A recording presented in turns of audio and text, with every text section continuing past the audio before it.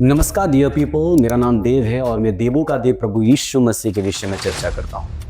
आज हम चर्चा करेंगे एक ऐसे पंथ की जो दुनिया भर में चर्च ऑफ ऑलमाइटी गॉड, सर्वशक्तिमान परमेश्वर का कलीसिया के नाम से फैल रहा है। ये समूह अपने को मसीही बताता है, पर इसके शिक्षाएं बाइबल से बिल्कुल भिन्न है। बहुत से लोग इसकी सुंदर और आकर्षण प्रस्तुतियों से धोखा खा रहे हैं, बिना ये जान के कि इसकी जड़ें कितनी खतरनाक और असत्य पर आधारित है। आइए इस पंथ की असलियत को समझे इस छोटी सी वीडियो के माध्यम से।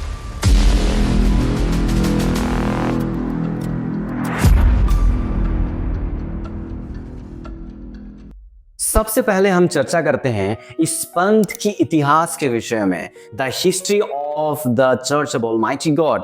ये पंथ 1991 में चीन में जियाओ वैशांग द्वारा इसकी शुरुआत हुई। केवल 4 वर्षों में इसे एक पंथ और आतंकवादी संगठन घोषित कर दिया गया। चीन में प्रतिबंध लगने के बाद इसका मुख्यालय अब न्यूयॉर्क, यूएसए में स्थित है। चर्च ऑफ ऑलमाइटी गॉड के अनुसार यांग जियांगबिंग नामक महिला देहधारी मसीह और ऑलमाइटी गॉड है। 1995 में इसके अनुयायी लगभग 40 लाख थे, जो अब बढ़कर 1 करोड़ से अधिक हो गए हैं। इनकी सोशल मीडिया में भी काफी एक्टिव प्रेजेंस रही है। सोशल मीडिया पर इनका बहुत ही ज्यादा प्रभाव है। इनकी जो official English YouTube channel the church of almighty God YouTube channel, जो कि 2013 में आरंभ हुआ, 989 के सब्सक्राइबर्स हैं इनके, 4400 से भी अधिक वीडियोस और 70 करोड़ व्यूज हैं। और इनके हिंदी यूट्यूब चैनल भी है जो कि 2017 में आरंभ हुआ, जिसका सब्सक्राइबर्स है 373 के और 3200 से भी ज्यादा वीडियोस इनका हिंदी में है, जिसका 6 करोड़ से भी अधिक व्यूज हैं। विभिन्न भाषाओं में कई यूट्यूब चैनल और सोशल मीडिया अकाउंट्स हैं इनके।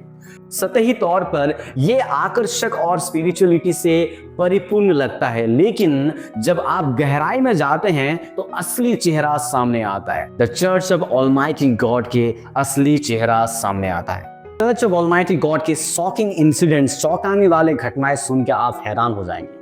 28 मई 2014 में चीन के एक मैकडॉनल्ड्स रेस्टोरेंट में इस पंथ के 6 लोगों ने एक युवती को नंबर देने से इनकार करने पर स्टील मॉफ, कुर्सी और पैरों से मार मार कर हत्या कर दी।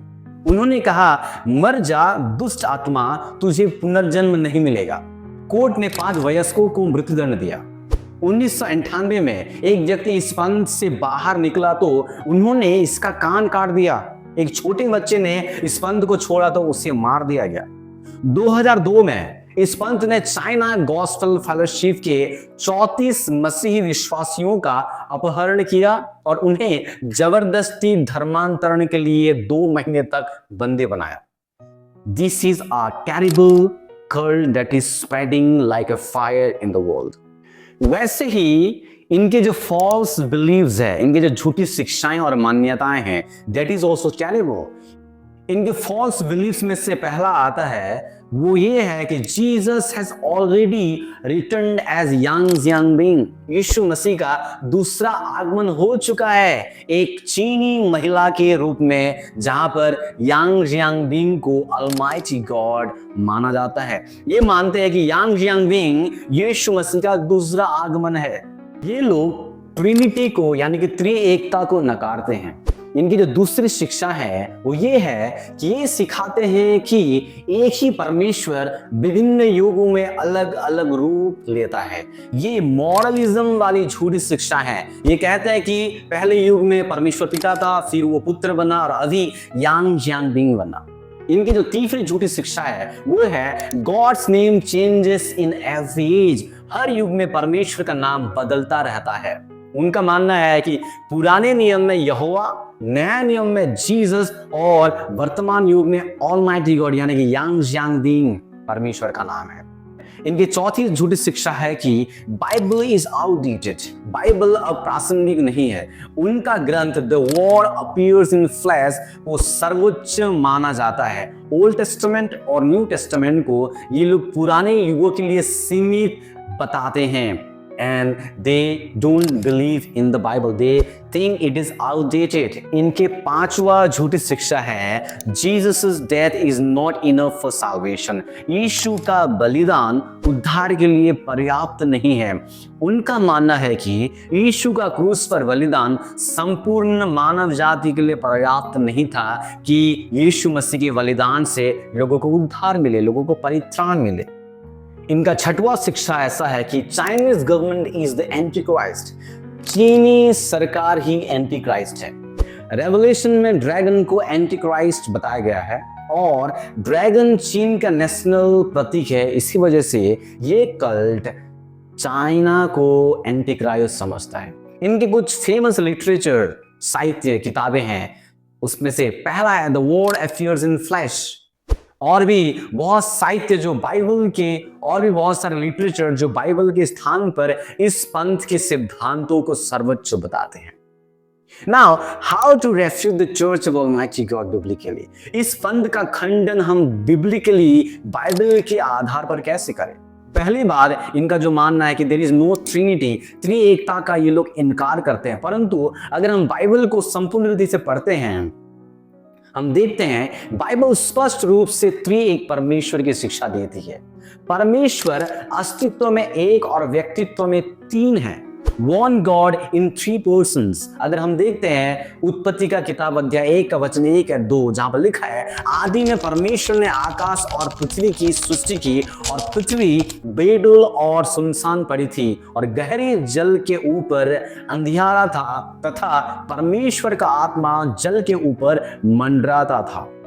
यूहन्ना जिस सुसमाचार अध्याय 1 का वचन 1 से 3 और 14 में हम इस प्रकार से देख सकते हैं, आदि में वचन था और वचन परमेश्वर के साथ था और वचन परमेश्वर था। वचन 14 कहता है और वचन देहधारी हुआ और अनुग्रह और सच्चाई से परिपूर्ण होकर हमारे बीच में डेरा किया और हमने उसकी ऐसी महिमा देखी जैसे पिता के एकलौते की महिमा। हम देखते हैं यहाँ पर that in the beginning we see the triune God the Father is speaking the word is Jesus Christ and the Holy Spirit is hovering over the water.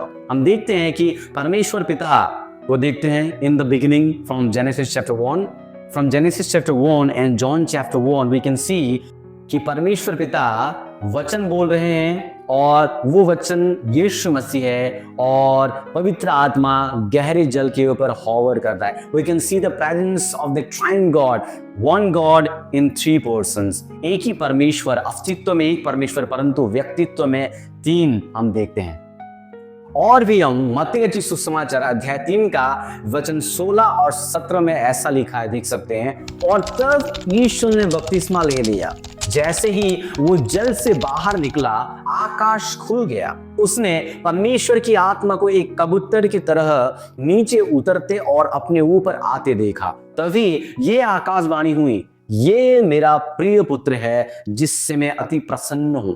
इसमें हम यीशु का बपतिस्मा, पवित्र आत्मा का उतरना और पिता की आवाज, तीनों व्यक्तियों की स्पष्ट उपस्थिति है इस पर्टिकुलर पैसेज में।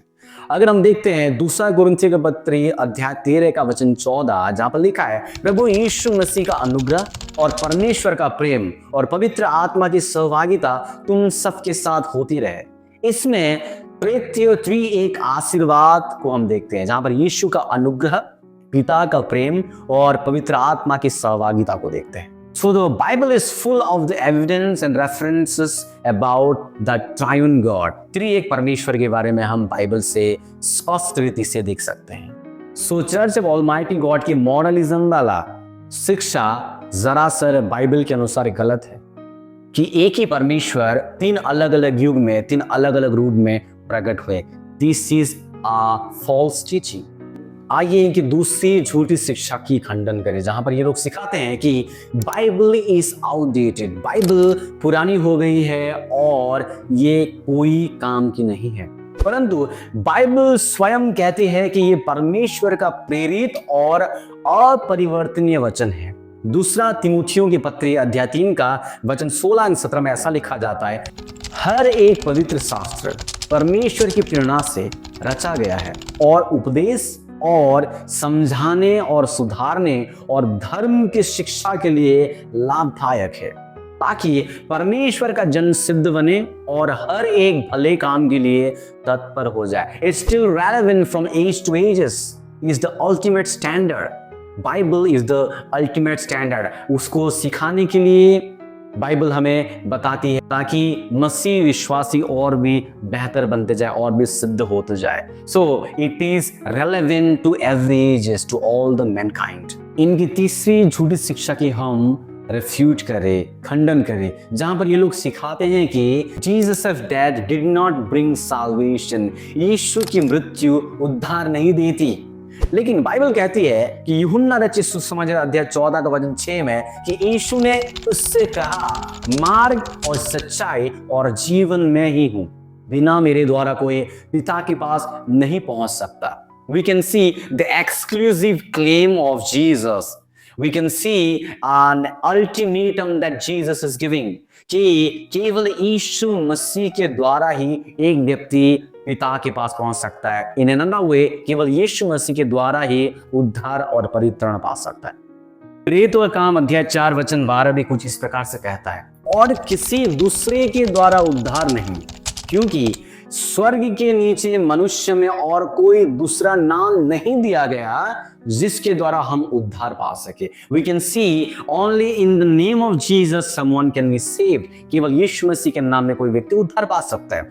यूहन्ना रचित सुसमाचार अध्याय 19 का 30 में ऐसा लिखा है, जब यीशु ने वो सिरका लिया तो कहा पूरा हुआ, और सिर झुकाकर प्राण त्याग दिए। We can see कि यहाँ पर जो ग्रीक शब्द यूज किया गया है वो है टेटेलेस्टाई, जिसका अनुवाद ये पूरा हुआ बोल के यहाँ पर किया गया है। यीशु द्वारा मानवता को पाप से मुक्त करने के कार्य की पूर्णता को ये पर्टिकुलर वचन दिखाता है। ये वचन इस बात को दर्शाता है कि यीशु मसीह के द्वारा मानवता को पाप से मुक्त करने के लिए जो कार्य था वो पूरा हुआ। So Jesus is fulfilling the mission for which he had arrived to this universe as a man.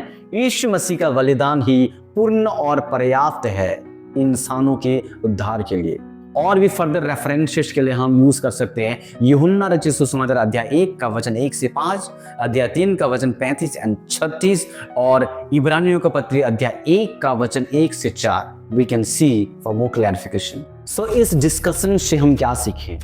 Church of almighty God एक झूठी शिक्षा का और खतरनाक पंथ है जो लोगों को यीशु मसीह की सच्चाई से भटका रहा है। ये संगठन मॉडर्न टेक्नोलॉजी का उपयोग करके लोगों को लुभाते हैं, लेकिन उनका आधार बाइबल नहीं है, बल्कि एक मानव निर्मित विचारधारा है।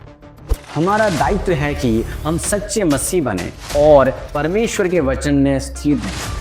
ऐसी मोमेंट जो मुझे याद आता है, पहला यूहन्ना के पत्री अध्याय 4 का वचन 1, जहां पर लिखा है, प्रिय लोगों, हर आत्मा की जांच करो कि वो परमेश्वर की ओर से है या नहीं, क्योंकि बहुत से झूठी भविष्यद्वक्ता संसार में निकल आए हैं। Thank you so much for listening. धन्यवाद। God bless you. See you soon people.